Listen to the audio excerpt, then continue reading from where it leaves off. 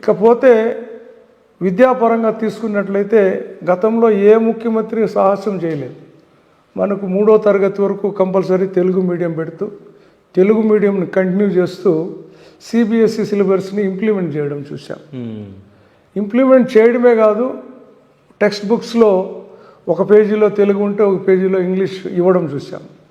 దానికి కావాల్సినటువంటి ఉపాధ్యాయ బృందాలు ఎక్కడా కొరత లేకుండా సబ్జెక్ట్ వైజ్ టీచర్స్ని ఇవ్వడం కూడా జరిగింది. ఈ విధంగా విద్యాపరంగా కూడా ముందుకు తీసుకెళ్ళడం చూసాం.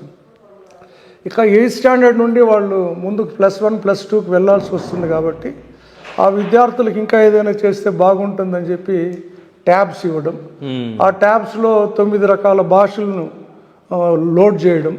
లోడ్ చేసి వాళ్ళకి కావాల్సినటువంటి భాషలో వాళ్ళు నేర్చుకునే విధంగా కోచింగ్ ఇవ్వడం కూడా చూసాం.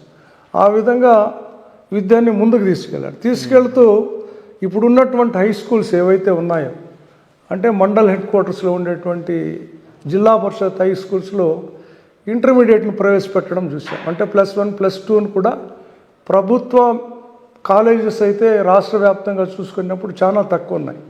కానీ జగన్ హయాంలో ప్రతి మండల్ హెడ్ క్వార్టర్లో కూడా ఇంటర్మీడియట్ కాలేజీని జెడ్పీ స్కూల్ రూపంలోనే చూడగలిగాం. ఆ విద్యార్థి అక్కడే 10th పాస్ అయితే +1 +2 చేసుకునే విధంగా ఆ విధంగా చూసాం. విద్యార్థులు కూడా విద్య పట్ల పూర్తి స్థాయిలో ఆకర్షితులయ్యారు జగన్ రెడ్డి గారు గవర్నమెంట్లో.